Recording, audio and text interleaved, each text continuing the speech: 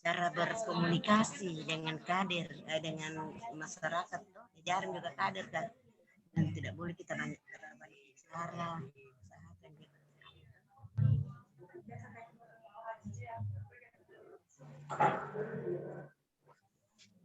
Bismillahirrahmanirrahim. Alhamdulillahirabbil alamin.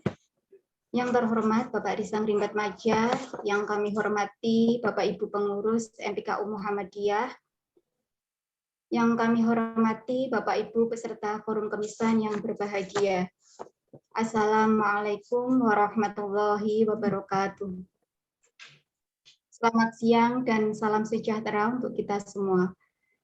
Puji syukur kita panjatkan kepada Allah Subhanahu wa Ta'ala, Tuhan yang Maha Esa, yang telah melimpahkan rahmat dan karunia-Nya kepada kita semua, sehingga kita dapat hadir pada siang hari ini dalam acara Forum Kemisan yang ke-17 dalam keadaan sehat walafiat. Bapak dan Ibu, mengawali acara pada siang hari ini, marilah kita membaca basmalah agar acara ini dapat berjalan dengan lancar dan penuh keberkahan. Kami hantarkan.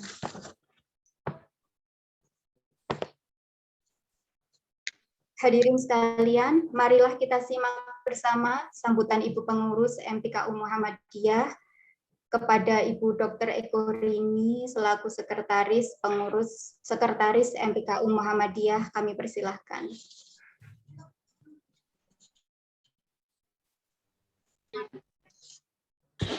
Baik, Assalamualaikum warahmatullahi wabarakatuh. Selamat siang Bapak dan Ibu yang kami hormati pegiat komunikasi efektif COVID-19.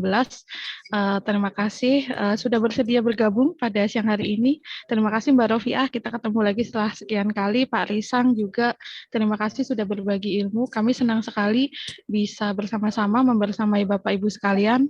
Semoga apa yang kita dapatkan hari ini dan kemarin-kemarin segera bisa diterapkan gitu ya, dari hal-hal yang kecil setiap hari. Juga teriring salam dari pimpinan kami, pimpinan Pusat Muhammadiyah Majelis PKU. Bapak dan Ibu, mari belajar bersama. Saya Dede. Bapak dan Ibu, saya mohonkan untuk nanti jangan lupa untuk presensi. Kemudian kalau ada teman-teman yang ingin ikut tapi ketinggalan, nggak bisa mengikuti Zoom ini, boleh nanti di-share juga tayangan YouTube-nya di YouTube channel kami. Nanti akan saya bagikan di kolom chat gitu ya, Bapak Ibu, Pak Risang dan juga teman-teman, Mbak Rofiah. Selamat belajar, mari kita belajar bersama-sama. Mohon maaf kalau masih banyak kekurangan dan semoga apa yang akan kita lakukan hari ini bermanfaat, menjadi majelis ilmu yang kelak akan menolong kita.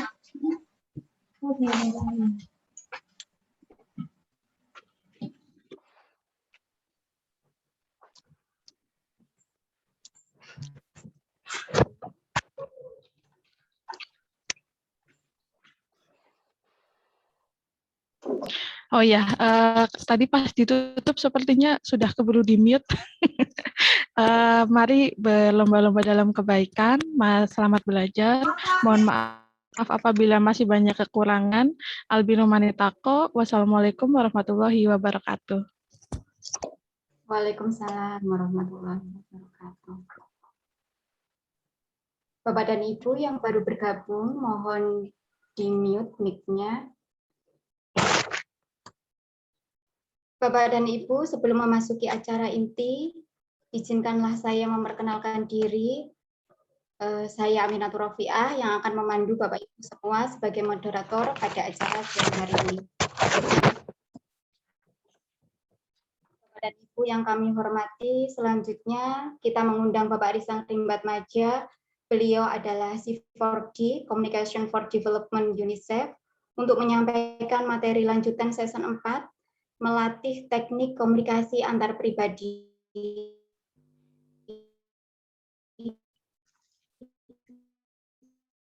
cegah COVID-19 pada komunikasi dengan orang yang terperangkap hoax. Tidak berlama-lama, langsung saja pada Bapak Risang Rimbat Maja, kami persilahkan. Terima kasih Bu Ami. Assalamualaikum, salam sejahtera buat kita semua. Teman-teman, ada dari Bali juga, Om Swastiastu. Moga-moga kita semua mendapatkan perlindungan ya, bisa melewati pandemi dengan selamat ya. Bu Ami, apa kabar Bu Ami? Alhamdulillah sehat. Alhamdulillah. Gimana kabarnya Puskesmas? Oh ya, setiap hari hanya swab saja nih. Swab aja kerjaannya. Iya. Semua kerjaannya hilang, kerjaan sekarang swab dan vaksinasi. Vaksinasi orang tua bagaimana, lansia lancar? Alhamdulillah sudah dapat lebih dulu kalau kita vaksinasi massal ya, selanjutnya massal. Oh, oke, moga-moga lancar ya Bu Ami, dan teman-teman sekalian juga moga lancar dengan pekerjaannya yang kontak tracing, testing, ya, treatment juga untuk urusan lini pertama edukasi, ya. Nah, pada kesempatan kali ini saya ingin berbagi 2 topik. Satu, judulnya agak ini memang ya, berargumen tapi mendukung. Maksudnya begini, saya taruh mendukung di akhir supaya kelihatannya mendukung, dan memang mendukung. Tapi sebenarnya kita ingin berargumen atau memasukkan topik baru atau ajakan yang mungkin berbeda dengan apa yang seseorang lagi pegang atau lagi percaya saat ini. Nah, saya tadi tanya ke Bu Ami tentang vaksinasi lansia karena teknik ini itu banyak kita gunakan dalam konteks komunikasi dan lansia nih, ya. Coba saya share screen ya, Ibu Bapak ya. Oh ya, seperti biasa kalau misalnya ada pertanyaan silakan ditaruh di chat ya. Buka grupnya langsung pencet. Mohon maaf kalau judulnya berbeda, tapi berargumen, tapi mendukung. Ya, ini perlu kita lakukan ya kepada mereka yang sebetulnya tidak suka di debat, tidak suka dipatahkan, tidak suka kalau debatnya atau diskusinya itu langsung mengklarifikasi. Wah, misalnya ada satu kakek, wah saya nggak mau divaksin Bu Ami. Loh ada apa tuh kek? Wah ngapain saya divaksin? Saya kan di rumah saja, nggak kemana-mana. Jadi untuk apa vaksin? Saya sudah selamat kok, aman kok insya Allah. Nah itu kakek, lansia mungkin pada posisi orang yang nggak suka juga didebat sama anak atau orang yang lebih muda daripada dirinya ya. Dia mungkin sudah berpikir betul bahwa dia merasa aman karena sudah melakukan sejumlah tindakan pengamanan termasuk tidak kemana-mana. Nah, itu kita harus hargai itu. Ya, ya mungkin kita bisa mengajukan sanggahan. Pak, kakek aman. Kakek sudah aman, tetapi anak-anak gimana? Anak-anak apakah keluar rumah atau tidak? Kalau keluar rumah kerja, ya berarti kakek juga tidak aman. Nah, model seperti itu betul, kontennya betul, dari sisi isi, argumen betul. Bahwa kita semua itu tidak aman sebelum orang lain aman. Jadi namanya pandemi COVID-19 ini menuntut kita sebetulnya untuk proaktif. Mengedukasi orang lain, mengajak orang lain untuk mengamankan dirinya. Kalau tidak, itu virus bisa mencari jalannya sendiri ya melalui orang ke orang yang pada akhirnya sampai ke kita juga. Ini sudah banyak kasus. Mencoba mengamankan diri sama keluarga. Lupa bahwa di luaran sana ada tukang sayur, ada mbok bakul. Terus kemudian kebetulan juga asisten rumah tangganya kurang kuatkan ya, kurang diwanti-wanti. Akhirnya masuk juga virus ke rumah. Padahal satu keluarga itu tidak keluar sama sekali. Jadi logika mengatakan bahwa saya aman karena tidak kemana-mana itu memang lemah. Tetapi kepada orang tua ya, apakah kita langsung mematahkan seperti itu? Disitulah bahayanya. Bahayanya kenapa? Karena kalau kita mematahkan, kita hanya bisa menang di diskusi atau di argumen itu. Menang di perdebatan, tetapi tidak memenangkan hati, apalagi memenangkan dukungannya. Ya. cuma menang di perdebatan. Mungkin si kakeknya jadi diam, mungkin si kakeknya, oh gitu ya, basa-basi aja. Tetapi tidak memenangkan hati dan dukungan. Nah, kalau tidak menang di area hati dan dukungan, mana bisa kita melihat ada penerimaan dan perubahan perilaku. Ya. Nah, sekarang ada cara untuk berdialog, berkomunikasi yang sebetulnya berargumen, ya, mengadu argumen, tapi terlihat mendukung. Basisnya adalah teknik yang banyak dikenal dalam negosiasi, yaitu steel manning. Steel manning. Steel itu besi, manning biasa gitu ya. Nah, saya adaptasi tekniknya dari teknik yang dikenal umum dalam negosiasi, ya. Nah, intinya, nah, ini sih bukan dalam kerangkanya steel manning, tapi dalam konteks komunikasi sehari-hari, kita harus menghindari backfire effect. Nembak ke diri sendiri. Ya, seperti lansia enggan divaksinasi. Dia menyampaikan argumen, terus kita menyampaikan argumen yang lebih kuat. Logikanya, datanya, sumbernya, dan sebagainya lebih kuat. Hasilnya bukan penerimaan yang sering kali terjadi, tapi tersinggung. Ya, tersinggung. Nah, ketika tersinggung itu, ya hasilnya semakin enggan. Nah, ini yang disebut sebagai backfire effect. Ketika pesan yang kita sampaikan bukan menghasilkan penerimaan dan dukungan, apalagi perubahan sikap dan perilaku, tapi justru menguatkan sikap yang saat ini dia pegang. Ya. Kalau nggak salah minggu lalu kita juga bahas tentang komunikasi dengan orang kuat, ya. Nah, kalau itu aspeknya aspek apresiasi dan kita manfaatkan rasa percaya diri dia, ya. Kalau ini kita memanfaatkan rasa atau argumen dia, ya. Nah, begini yang kita lakukan. Saya tidak menulis steel manning di sini ya. Saya tulis di depan aja. Tapi saya tulisnya sebagai berargumen apresiatif. Tetap basicnya adalah mendengarkan. Nah, ini kita sudah bahas di sesi pertama ya. Bahwa mendengarkan itu adalah teknik, induk teknik sebetulnya perubahan perilaku. Ngajak orang itu induknya mendengarkan. Ya. Jadi teman-teman latih betul kemampuan kita mendengarkan karena itu yang akan membuat orang menerima ajakan kita. Ada banyak basic teori terkait dengan mendengarkan. Pertama, mendengarkan membuat kita jadi paham masalahnya apa. Kalau paham masalahnya apa, kita bisa menyesuaikan pesan kita. Ya. Jadi kalau dalam komunikasi antar pribadi, pesan itu tidak di-set di awal. Ya, seperti kalau kita buat media, pesannya di-set di awal. Pesan kuncinya ini, sampaikan bahwa vaksin itu melindungi diri dan lingkungan. Oh. Atau vaksin aman dan halal. Oh. Atau kalau yang sempat dipakai KPCPN misalnya, siap divaksin ketika vaksin siap atau tersedia. Oh.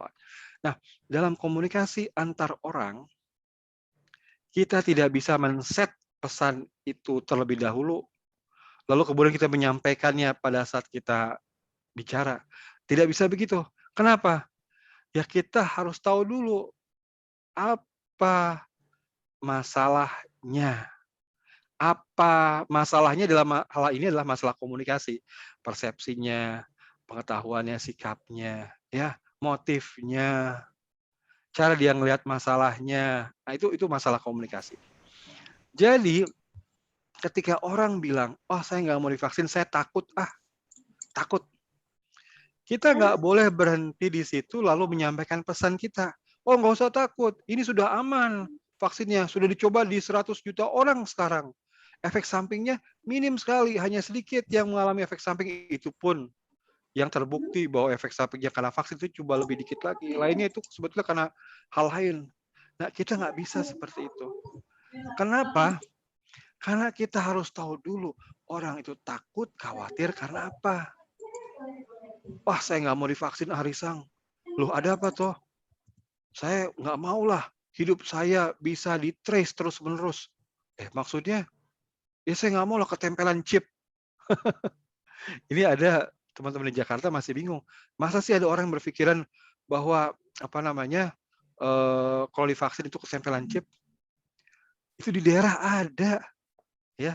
Bahkan sebenarnya orang Jakarta yang beranggap bingung itu di Jakarta pun ada. Kemarin teman saya juga share di grup kan, teman-teman kita ya share di grup, bahkan orang berpendidikan masih berpikir seperti itu. Itu 2 minggu, 3 minggu lalu ya. Moga-moga sudah berubah. Tapi maksudnya adalah kalau kita sudah tahu apa masalah dari orangnya, nah kita bisa menyampaikan pesan yang pas. Jadi itulah makanya kalau KAP atau komunikasi antar pribadi, kita nggak bisa predetermine, ditentukan pesan kuncinya apa. Nanti dulu. Kita justru harus tahu list pesan kunci yang memadai supaya bisa berkomunikasi dengan pas. Tapi yang pertama, dengarkan dulu. Ya. Pada saat mendengarkan, hindari menyalahkan atau meluruskan, memperbaiki, ya, membantah apalagi, hindari. Dengarkan baik-baik. Dan kalau teman-teman tidak mau belajar teknik mendengarkan yang macam-macam, kan macam-macam itu, reflexive listening, active listening, facilitative listening, macam-macam. Kalau orang Indonesia sebenarnya punya satu istilah yang mudah dipahami dan itu sudah termasuk mendengarkan yang ampuh, yaitu nyambung. Kalau kita bisa nyambung dengan orang, itu sudah satu langkah bagus. Nyambung itu artinya ketika orang cerita, kita nggak buka cerita baru, topik baru, kita nggak membantah, kita nyambungin. Sang, kemarin saya makan bakso enak banget loh. Baksonya di mana? Di mana itu? Di sana di pojokan dekat perempatan. Enaknya kayak gimana? Jadi nanya nyambung, gitu ya. Nah, itu satu. Yang kedua, nah ini yang kadang-kala kita harus latih betul. Dan kesabaran kita harus juga cukup ya. Apresiasi. Apresiasi itu menunjukkan kita mampu memperlihatkan kelebihan orang lain. Kelebihan argumen.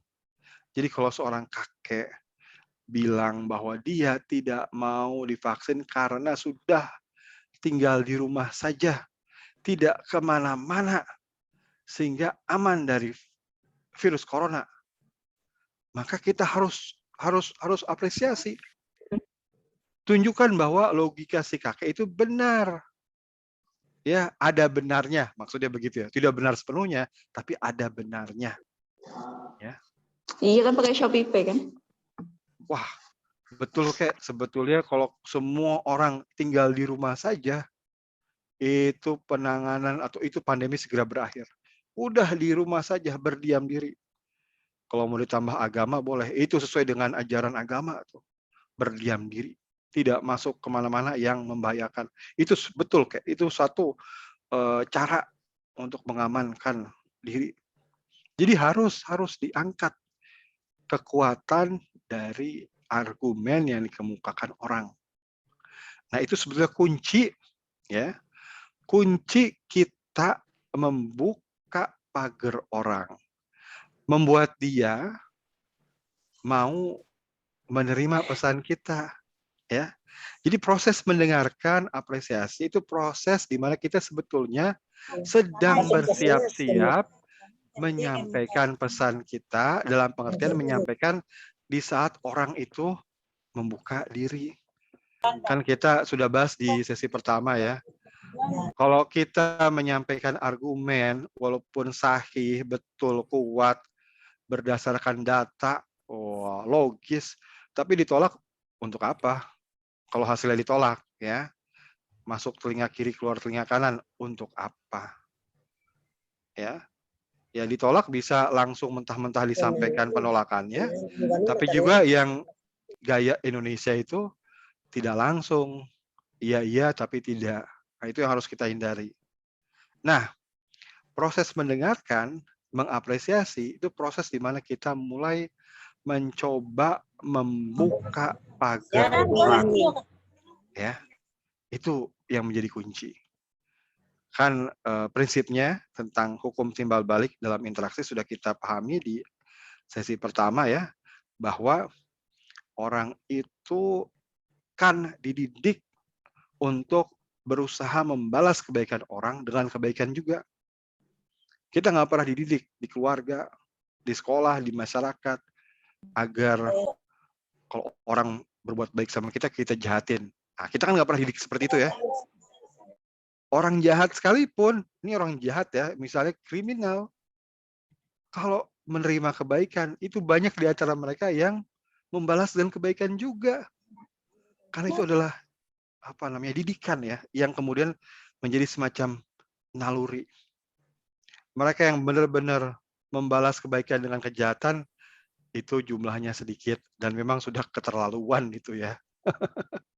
Baik, tahap pertama mendengarkan, kedua apresiasi.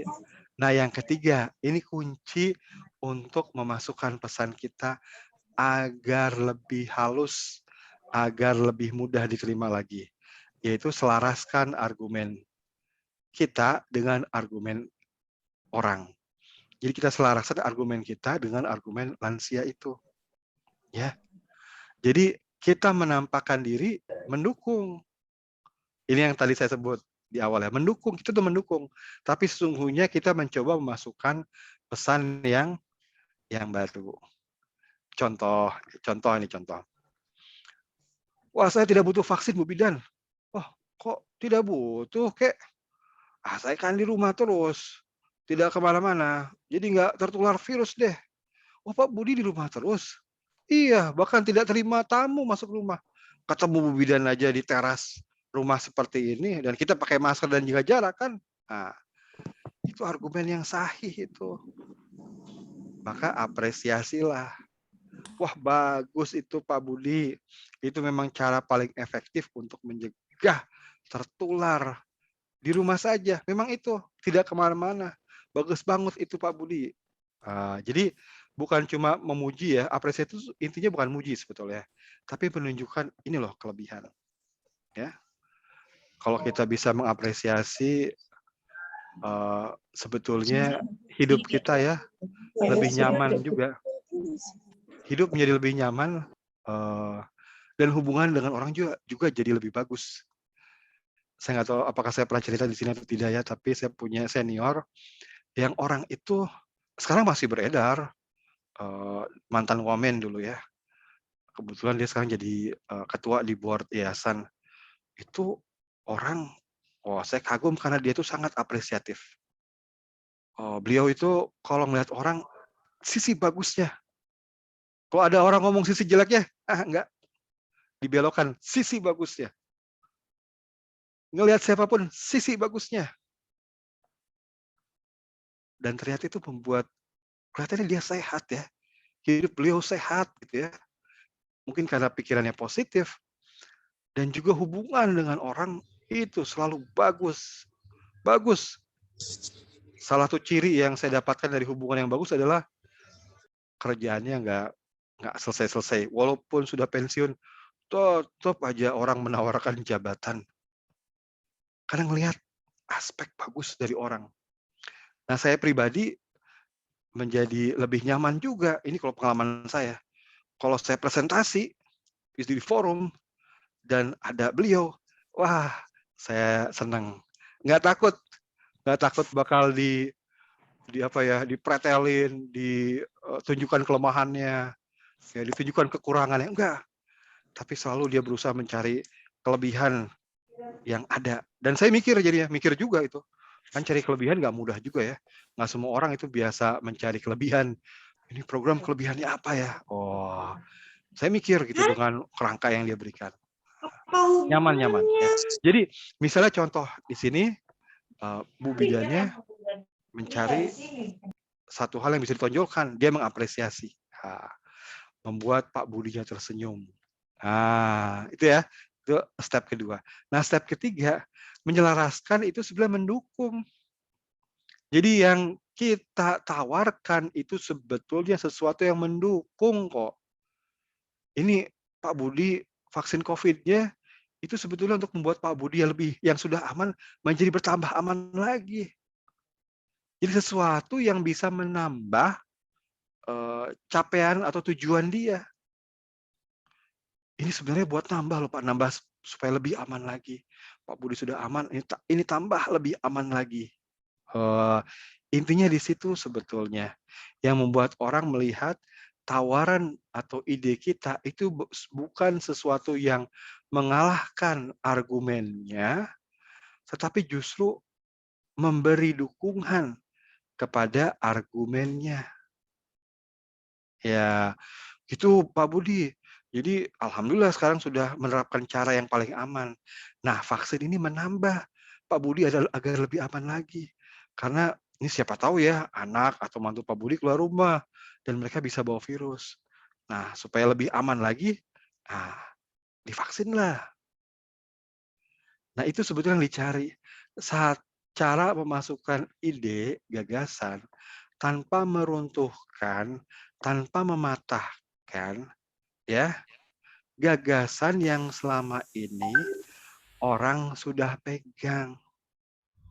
Nah, ini yang kita sebut sebagai berargumen tapi mendukung, ya.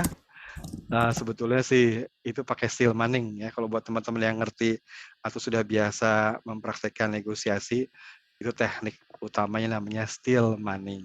Ya, Bu Ami, saya lihat ada kawan dari Toraja nih. Ini ada Ibu Desianti ngangkat tangan. Apakah hendak menyampaikan sesuatu?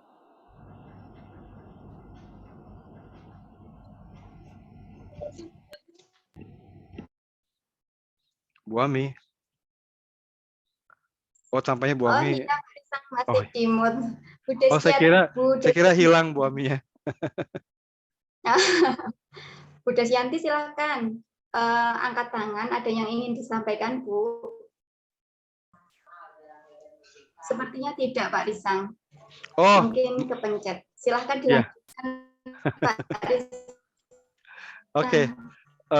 Saya ingin masuk ke topik kedua, tapi sebelum masuk ke topik kedua, mungkin teman-teman di sini ada yang mau sharing, berbagi, silahkan. Siapa tahu punya pengalaman yang bisa memperkaya kita semua ya, Bu Ami ya. Ya, betul-betul. Baiklah, Bapak Ibu, sebelum dilanjutkan materi selanjutnya oleh Pak Risa, silahkan. Kemarin mungkin di pertemuan yang lalu, di season 3 kemarin, barangkali masih ada pertanyaan yang belum terjawab, atau ini masih ada pertanyaan, silahkan langsung saja open mic, tidak usah menuliskan di kolom chat. Bapak Ibu.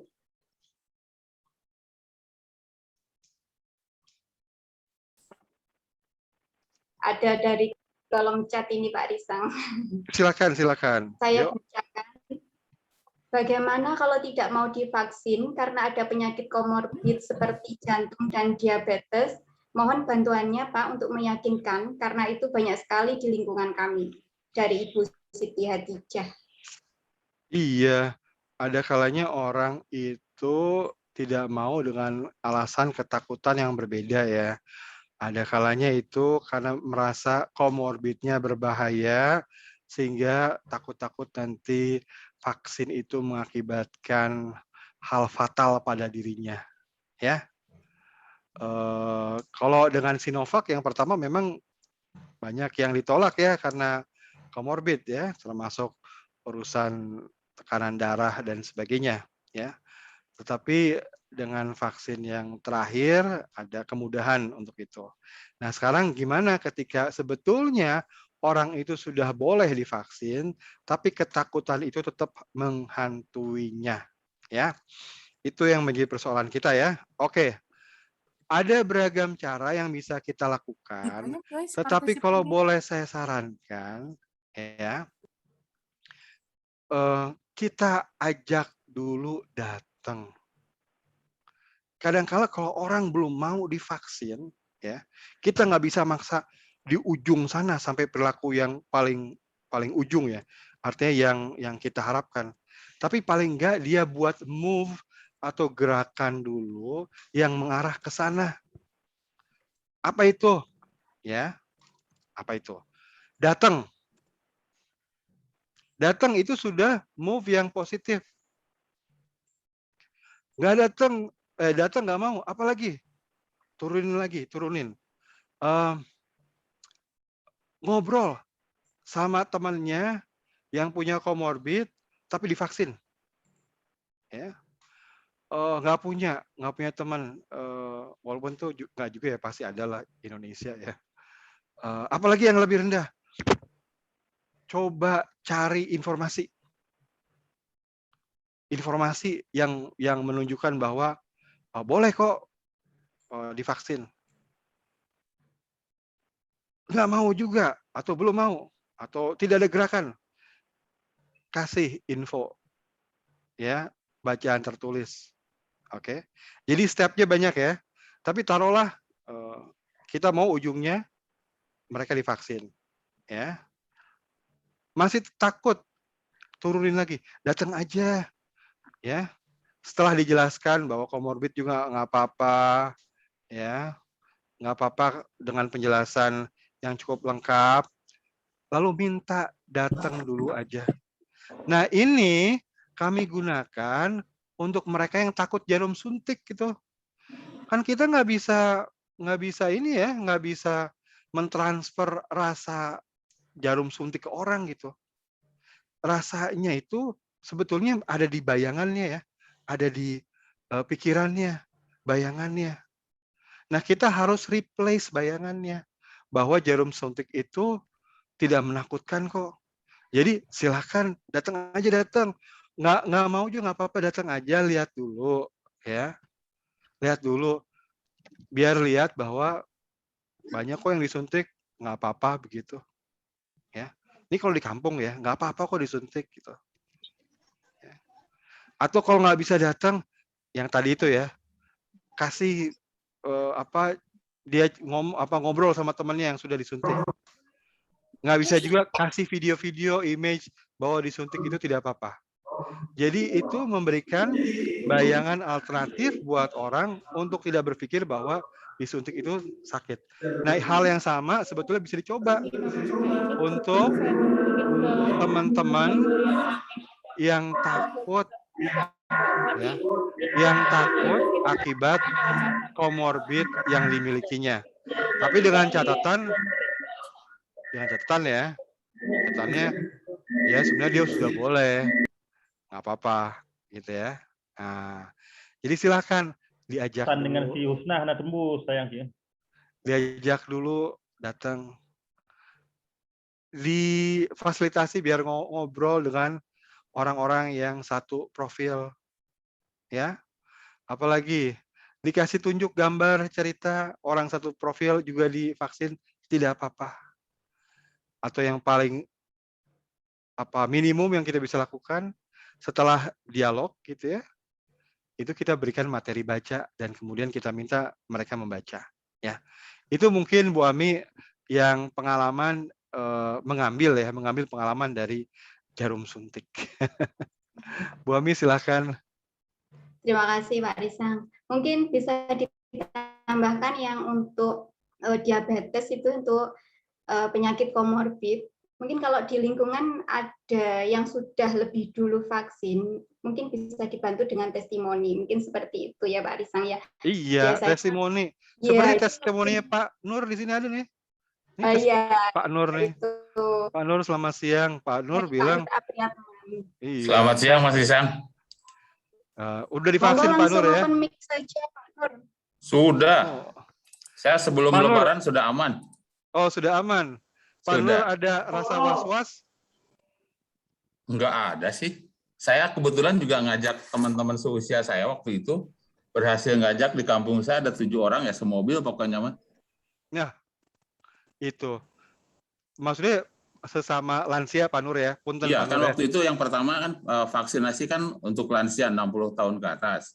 Iya. Saya dengan saya coba ngajak teman kawan-kawan, terutama yang tokoh ya. Iya. Nah, kebetulan ada Pak Haji, salah satu tokoh di sini. mau, lalu padahal beliau juga sakit asma ya, dan nggak ada masalah juga, aman-aman juga sampai sekarang. Lalu kemudian karena dia tokoh, berhasil ngajak lagi 5 orang yang lain. Jadi memang bertujuh kami sudah divaksin semua, dan alhamdulillah nggak ada apa-apa, cuman paling ngantuk sama lapar aja. Alhamdulillah. Makasih Pak Nur.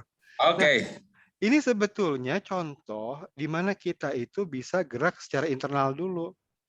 Ya, ini yang sudah kita bahas di sesi-sesi sebelumnya mungkin ya dalam forum komisan, mencari early adapter, mencari aktivis di kampung, mencari pendukung dulu ketimbang buat forum. Kita belum tahu nih gimana kira-kira pandangan mereka. Takut-takut nanti kita ditolak gitu ya.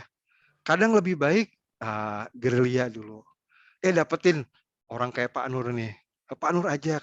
Lu Pak Nur, kalau Pak Nur sih inisiatif sendiri ya. Ya Pak Nur ya, ngajak orang lain ya. Ya nyari lewat IG waktu itu. Nggak, tapi maksudnya Pak Nur inisiatif sendiri untuk mencari teman-teman agar mau divaksin. Oh iya, betul. Ya. Tidak dibisiki atau tidak dipujuk-pujuk sama teman-teman puskesmas ya? Enggak. Saya juga aktif cari sendiri kapan saya bisa divaksin berdasarkan informasi itu. Karena waktu itu di awal-awal ya informasi kan belum ini di desa saya itu kan informasi masih terbatas. Lalu kemudian karena sudah tahu duluan, saya ngajak yang bisa saya ajak, dan kebetulan Pak Haji tadi itu yang bisa saya ajak, dan dia berhasil ngajak tetangga di sekitarnya. Walaupun memang nggak banyak, cuman bertujuh aja waktu itu. Tapi lumayan itu Pak Nur. Ya. Ngajak teman-teman Asia tuh, wah luar biasa tuh. Terima kasih Pak Nur. Oke. Jadi sebetulnya ada di komunitas tuh orang-orang yang kita labelkan sebagai, kalau dalam teori itu early adapter. Nah, mereka itu sebetulnya butuh disenggol. Kalau Pak Nur sudah aktif sendiri, tapi banyak yang sebetulnya tinggal butuh disenggol. Kalau sudah ketemu, kita bisa mengaktifkan mereka untuk mengajak ke teman-teman yang lain. Karena tadi testimoni itu jadi penting itu. Hasilnya itu menjadi testimoni. Kenapa testimoni menjadi penting? Nah, ini yang setelah saya pelajari ini. Di awal ya orang khawatir, nggak mau vaksinasi. Terus ke arah sini makin banyak. Nah, riset juga menunjukkan, kalau teman-teman baca di newsletter Lini 1 edisi keberapa ya, 3 atau di 2 ya, itu riset menunjukkan, datanya ada, bahwa perilaku vaksinasi itu juga perilaku ikut-ikutan ternyata. Apa Bu Ami? Melo gitu ya. Ikut-ikutan gitu Bu Ami ya. Jadi ikut-ikutan vaksinasi. Jadi tidak selalu perilaku yang rasional, choice, berdasarkan wah pertimbangannya, kalau saya divaksin maka saya bisa gini-gini, kalau saya nggak divaksin ntar gini-gini. Itu rational choice ya. Ternyata enggak. Ya, ada sebagian masyarakat yang ternyata ikut-ikutan. Dan itu berlaku dua arah. Ikut-ikutan divaksin sama ikut-ikutan tidak divaksin. Ya, jadi kita tuh ngadu trendsetter konsepnya. Kita ngadu menunjukkan bahwa orang ikut-ikutan ke sini. Ya, di dalam komunitas kita ngadu. Makanya penting juga ketika kita misalnya ibu hamil ya divaksin. Kita bukan hanya vaksinasi aja tapi promosikan. Foto Bu, difoto senyum. Nah, ibu hamil foto senyum. Terus dia juga handphonenya Bu, sini saya fotokan. Wah, misalnya ya, atau dia foto sendiri atau suaminya yang foto, diupload dia di Facebook.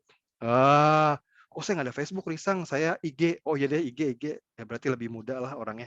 Ya silakan. Terus ada foto Bu, foto dulu di sini. Difoto, foto hamil divaksin, nggak apa-apa kok, seneng. Terus pulangnya dikasih gelang misalnya, gelang yang bagus gitu. Sampai orang-orang bisa ngelihat, apa itu? Ini habis divaksin, kalau ibu hamil dapat kayak gini. Nanti jadi perbincangan di ibu-ibu hamil yang lain. Nah, itu cara membuat agar orang ikut-ikutan. Ya. Kadang-kala kalau ikut-ikutan kita bukan lomba-lomba argumen, kuat-kuatan argumen bukan, tapi kuat-kuatan menunjukkan perilaku ikut-ikutan itu. Mungkin itu ya Bu Ami ya. Terima kasih Marisa. Mungkin dilanjutkan Materi materi dulu ya. dulu. Oke. Ya. Mengingat waktu ya Bu Ami ya. Oke, terima kasih. Iya. Baik, Ibu Bapak, kita masuk ke topik kedua. Ini topik yang sebetulnya susah dalam pengertian aplikasinya, nggak semudah seperti yang diteorikan ya. Nggak. Ini tapi paling tidak membuka peluang untuk berkomunikasi. Kita bicara orang yang terperangkap hoax. Apakah masih ada sekarang? Masih banyak. Bahkan orang yang tidak percaya tidak percaya hoax COVID-19 pun masih ada sampai sekarang ya, masih ada. Nah, kalau alirannya kami itu non konfrontatif, ya artinya komunikasi itu bukan untuk ngadu atau saling menjatuhkan, bukan, ya, bukan untuk saling menjatuhkan, bahkan tapi justru saling mendukung. Tapi saya diprotes sama orang, Lisan, kalau gini caranya bahaya. Kenapa? Karena di masyarakat sana itu ada orang-orang yang sebetulnya jadi biang sumber hoax. Jadi kalau misalnya di WhatsApp grup, ini nih orang yang suka nyebarin. Jadi itu yang kita sebut sebagai biang, sumbernya gitu. Di kelompok kita, di komunitas kita. Nah, saya bilang, ya juga sih kalau kita komunikasinya itu lebih suportif ketimbang konfrontatif, buat orang-orang yang berposisi menjadi biang itu surga, jadi dia bebas gitu, nyampein aja semaunya. Makanya buat orang-orang yang statusnya itu biang kerok ya, meruntuhkan kredibilitas nggak apa-apa deh ya, meruntuhkan kredibilitas walaupun tetap dengan cara yang tidak membuat konflik terbuka, tidak. Tapi meruntuhkan kredibilitas itu mungkin perlu dipertimbangkan, ya. Nah, sekarang saya mau bicara ke mereka yang dalam status normal, dalam pengertian ya ikut-ikutan, ya jadi korban dan sebagainya, ya. Nah, ini dia.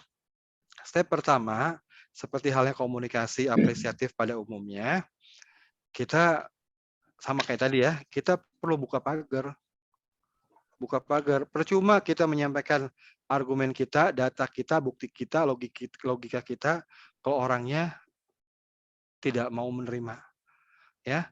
Dan persoalan dengan hoax itu sebetulnya orang-orangnya sudah membentuk apa yang disebut sebagai confirmation bias atau my side bias.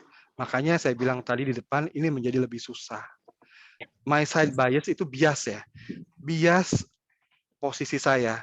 Jadi ngelihatnya itu dari keyakinan saya.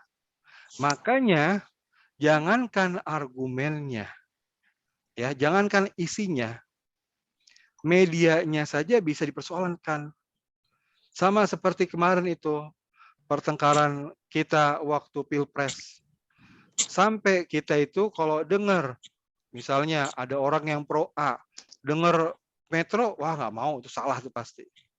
Ada orang yang pro B, mendengar, wah ini beritanya dari TV One, wah itu nggak mau, itu salah itu pasti. Jadi sudah ada my bias, ya. Jadi jangankan kontennya, medianya maju pun udah ditolak langsung. Nah, kita pun kalau terlihat sebagai sosok pembawa pesan yang berbeda, wah tenaga kesehatan, terus dia percaya bahwa orang itu di COVID kan di rumah sakit, maka udah langsung tertolak. Walaupun kita belum menyampaikan isi pesan kita. Nah, itulah makanya tantangannya. Kita harus hindari bias yang muncul dari diri orang gara-gara diri kita. Gimana caranya? Yang standar itu ya dengarkan, apresiasi, klarifikasi yang tadi itu. Tetapi kalau itu lebih parah, ya biasnya udah sangat sensitif, ngelihat orang dengan pakaian seragam kesehatan sudah reaktif, maka hal-hal itu yang dikurangi Bapak Ibu, ya teman-teman. Maka itu saya kalau pelatihan contract tracing, walaupun tidak disetujui ya sama banyak pihak, saya bilang nggak usah seragaman, kalau seragam itu membuat kita tertolak. Kan ada tuh yang datang seragaman. Bahkan ada yang tulisan di belakang kontak tracing. Waduh, jangan. Orang itu lebih nyaman dengan orang yang sama. Ini hukum similarity di dalam interaksi. Jadi kalau dia sama, itu dia lebih nyaman. Maka samakanlah yang bisa kita samakan. Apa? Kalau seragam bisa, silakan seragam.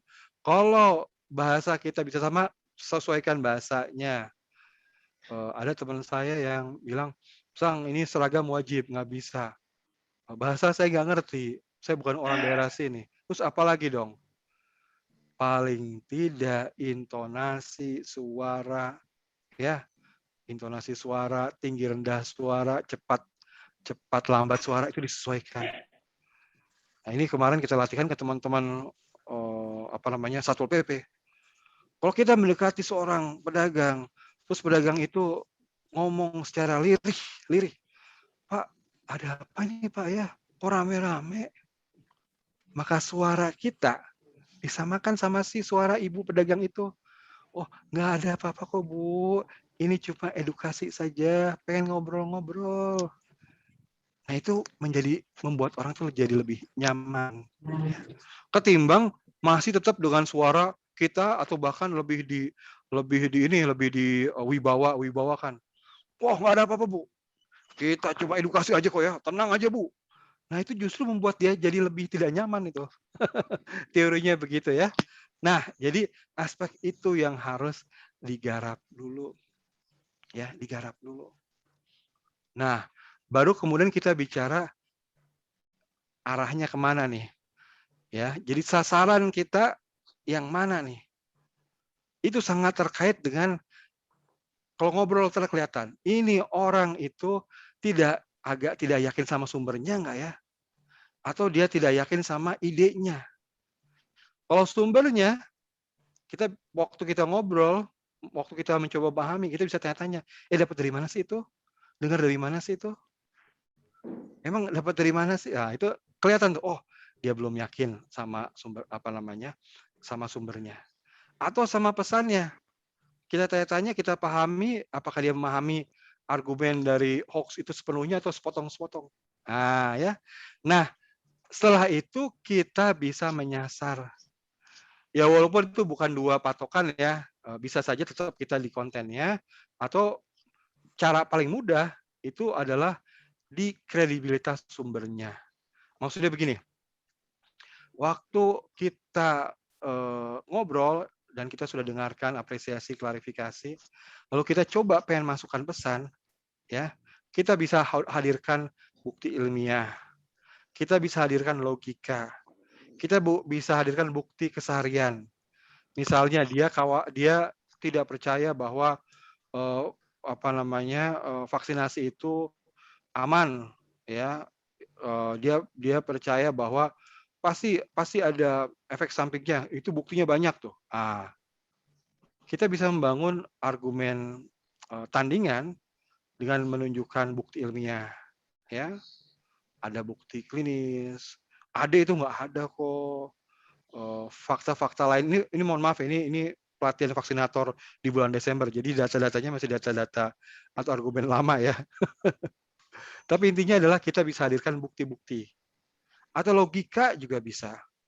Ngomongin tentang chip dimasukkan ke tubuh kan tidak logis sebetulnya.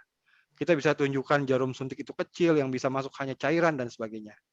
Atau bukti keseharian teman kita, ya, saudaranya, orang lain, anak-anak juga divaksin, nggak apa-apa kok selama. Nah, itu bisa, ya.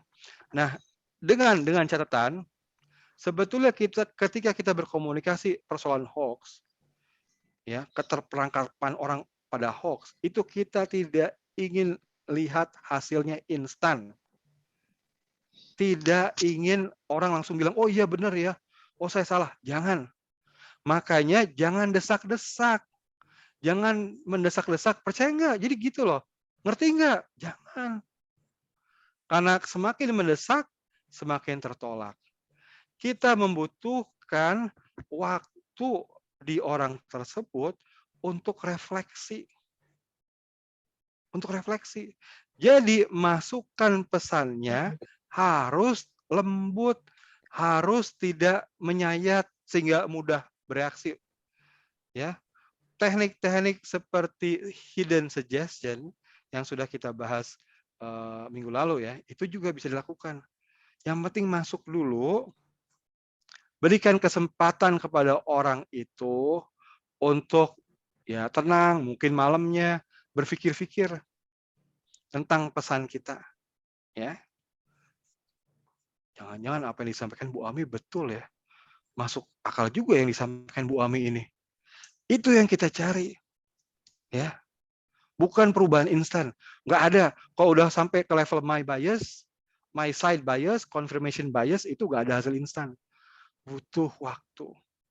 Makanya kita di awal butuh banyak bertanya. Bertanya kadang-kadang juga jadi membongkar apakah dia orang itu paham atau enggak dari sisi dirinya. Ya. Tapi kita jangan merendahkan atau memojokkan. Karena kalau semakin kita pojokkan, nah kan nggak paham kan? Nah kamu nggak ngerti itu. Itu semakin tertolak kitanya. Itu yang harus kita hindari ya. Nah, ini satu. Nah, cara kedua itu sebenarnya cara gampang atau lebih gampang. Kami biasa menyarankan teman-teman relawan, udahlah teman, kalau kita di publik ya, di ruang publik, di jalanan ya atau di pojokan yang ngobrol dengan orangnya hanya sebentar, jangan buang-buang waktu. Kita bisa juga masukkan pesan-pesan yang meruntuhkan messenger alias narasumber yang kita arah ya karena kita kan nggak ada waktu ya. Misalnya ada orang yang percaya ini itu, terus setelah kita pelajari, kita tanya-tanya, ternyata dia itu taunya dari seorang dokter yang belajar di 7 benua. Ya, ini mohon maaf lagi ini di awal-awal ya. Itu dokter yang katanya belajar di 7 benua. Nah, coba kita runtuhkan kredibilitasnya. Ya, setelah prosesnya nyaman, kita nyeletuk atau kita sampaikan, Bu, ngomong-ngomong tentang dokter itu ya, yang katanya belajar di 7 benua. Ah, iya kenapa deh? Itu sebenarnya saya baca juga, jangankan 7 benua loh. Di Jakarta aja nggak lulus kok dia. Wah, masa sih? Iya. Jadi boro-boro 7 benua. Satu kota aja nggak lulus dia. Tapi saya jangan ini Bu ya, Ibu baca aja, coba cari-cari deh. Takutnya saya salah juga. Nah, proses seperti takutnya saya salah juga, itu proses yang mencoba membuat dia tidak reaktif, tidak menolak kita. Itu termasuk dalam teknik-teknik hidden suggestion. Ya. Ada lagi profesor ini yang kayaknya anti banget sama vaksin. Saya duga-duga nih Bu, kok dia tuh anti banget ya sama vaksinnya. Jangan-jangan dia pengen promosikan obatnya. Kan kalau misalnya orang sakit, obatnya bisa laku. Kalau orang nggak ada yang sakit, obatnya nggak laku jangan-jangan. Runtuhkan kredibilitasnya, buat orang berpikir. Waktu saya jelaskan ini ada kawan nakes yang protes. Wah, ntar bisa kena itu risang. Kena pasal kita. Iya kena pasal kalau dimasukkan di media, di sosial media. Ini sih nggak usah, ini kan kita perbincangan dengan orang gitu ya. Riwayat latar belakang. Oh, kok percaya sih sama anggota yang itu? Itu kan latar belakangnya itu. Lagian anaknya coba. Anaknya itu justru mau loh. Di latar belakang keluarga, latar belakang. Nggak apa-apa. Atau misalnya ada yang sumbernya dari dokter yang anggota organisasi, tapi kita bisa semacam kucilkan atau pertentangkan. Iya sih emang dia dari situ ya organisasi itu. Tapi tahu nggak? Sebetulnya di antara teman-temannya dia juga ini loh aneh sendiri dianggapnya, berbeda sendiri. Jadi teman-temannya juga bilang ya udahlah kalau dia mah. Atau yang kemarin rame kita bilang udah sampaikan apa adanya aja, bilang itu secara mental orangnya aneh. ODGJ bukan Sang? Ya saya nggak tahu istilahnya sampai ke sana atau enggak ya, tapi memang secara mental dia memang aneh. Dan itu terbukti kok di sosial medianya dia. Jadi ketimbang kita berpayah-payah menyampaikan argumen, ya kalau dalam keterbatasan waktu, ya kita sampaikan saja hal-hal yang bisa merusak atau merendahkan atau meruntuhkan kredibilitasnya. Supaya apa? Nah ini dia efek dominonya adalah kalau kredibilitasnya runtuh, maka pesannya itu runtuh juga otomatis, ya. Kredibilitasnya dipertanyakan, pesannya dipertanyakan, dan moga-moga setelah itu orang berpaling kepada pesan yang lebih benar, gitu loh ya. Baik, ini kurang lebih ya ini bahasan kita yang detail tadi ya. Oke. Kurang lebih itu yang bisa saya sampaikan untuk siang hari ini, Bu Ami dan teman-teman. Mohon maaf kalau ada yang kurang atau keliru. Selebihnya saya serahkan ke Bu Ami. Silakan. Saya masih ada waktu ke Bu Ami sampai jam 1:05. Oh, sampai lewat 5, baiklah. Terima kasih Maaf Pak ya. Isam. Bu Ami. Jadi edukasi itu tidak harus selesai atau kita berharap berubah perilaku pada saat itu juga, ya Pak Risang ya. Jadi yang utama itu kita ya tetap menjalin hubungan keakraban supaya nanti kalau kita ketemu lagi kita bisa ngobrol-ngobrol lagi, barangkali bisa menyisipkan pesan. Dan kembali lagi ketika kita mungkin belum bisa diterima di session yang pertama, di pertemuan yang pertama, edukator tidak boleh baper. Masih ingat ya materi di season 1. Nah, Bapak Ibu, mungkin satu saja saya open mic. Tanya Mbak Ami.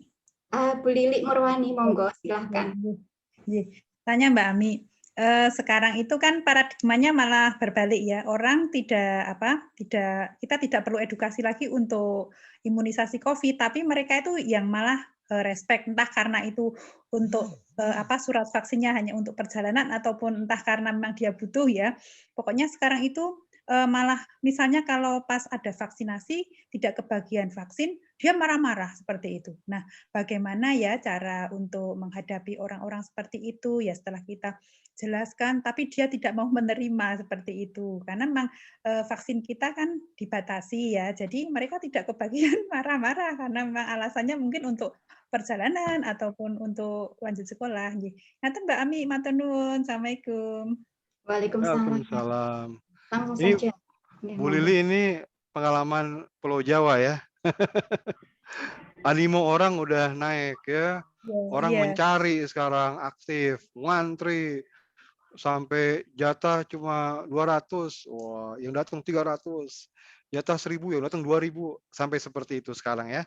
Tapi memang belum semua ya, Bu Lilik ya. Belum semua ternyata.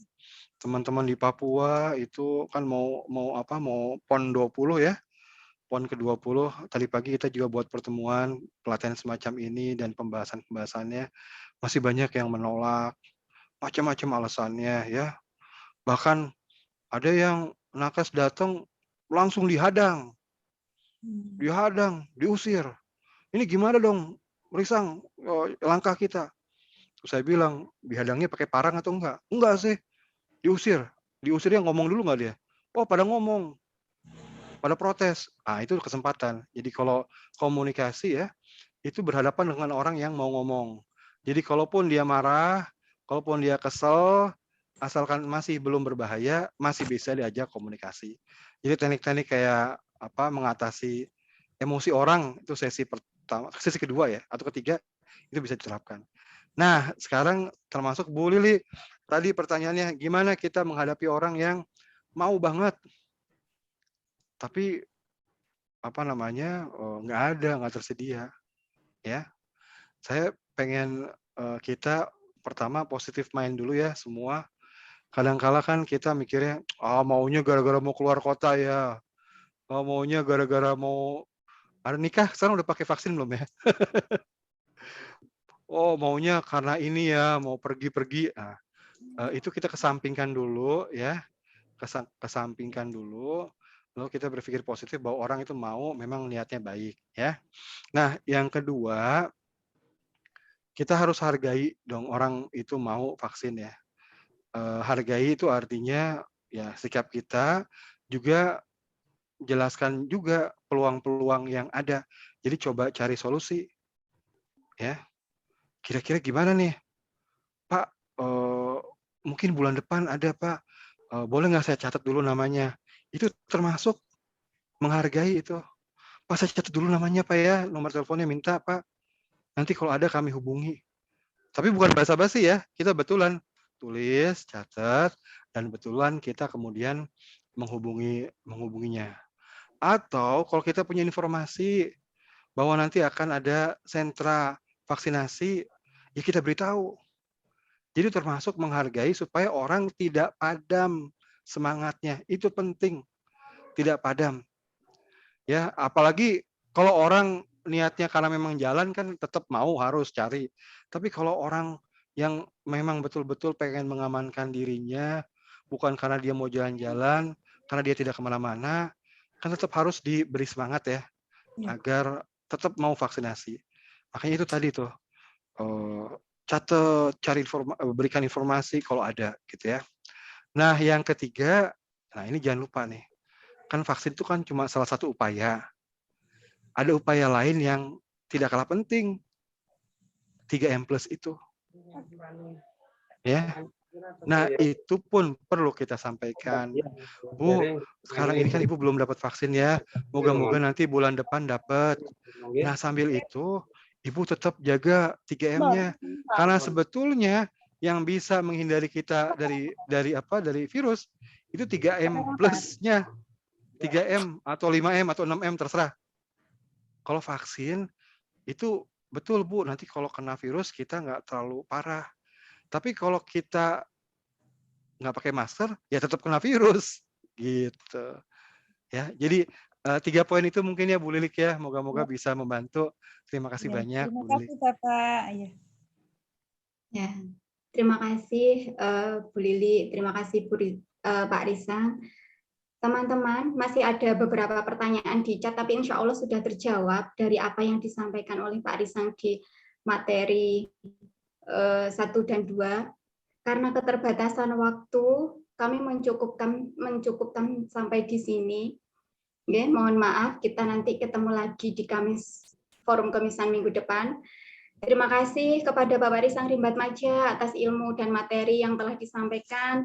Tentunya akan menjadi bekal kita semua sebagai edukator di lapangan yang berhadapan langsung dengan masyarakat.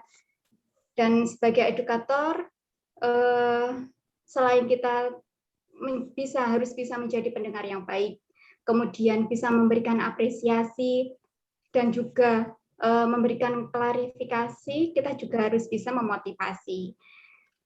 Dalam kondisi seperti saat ini, kondisi pandemi, kita bisa memotivasi masyarakat agar terus bersemangat dan bangkit di tengah pandemi, dan yakin bahwa kita semua dapat melalui ini bersama-sama.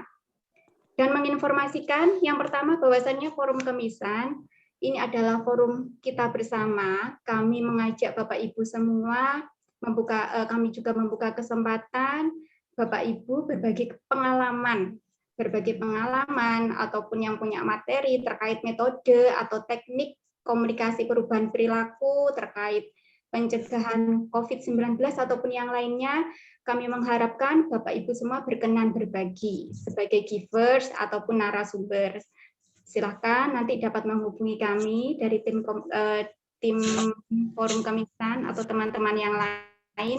Dan yang kedua, insya Allah nanti pada tanggal 18 September, insya Allah hari Sabtu, akan tayang perdana forum komunikasi perubahan perilaku untuk pencegahan stunting. Jadi kami mengundang Bapak Ibu semua yang sudah hadir di sini untuk mengikuti kembali forum komunikasi perubahan perilaku dengan tema yang lain untuk pencegahan stunting. Insya Allah itu. Bapak dan Ibu yang kami hormati, menyudahi acara kita pada siang hari ini, marilah kita tutup dengan bacaan hamdalah. Kami Pak Risang, terima kasih banyak. Demikian acara terima kasih Bu Suwarni. hari ini. Terima kasih Bapak Ibu telah menyimak dari awal sampai akhir. Kita berjumpa lagi. Terima kasih Pak Risang, terima kasih. Pak Suwarno, makasih. Makasih Pak. Semangat. Luar biasa Pak. Dan jaga kesehatan. Pak Risang, terima kasih. Pak Ecep, makasih. Yes. Saya Pak Ecep ya. Alhamdulillah, insya Allah. Terima kasih. Ya, Ibu, begitu kami segenap panitia mengaturkan maaf yang sebesar-besarnya apabila ada hal-hal dan tutur kata yang tidak berkenan. Wassalamualaikum warahmatullahi wabarakatuh. Waalaikumsalam warahmatullahi wabarakatuh. Pamit Bapak Ibu, terima kasih. Terima kasih Pak Risa. Ya, sehat Jumpa semua. lagi. Bu Sehat, Marina, sehat-sehat alhamdulillah. ya. Terima kasih Bapak Ibu semua. Sama-sama Mbak.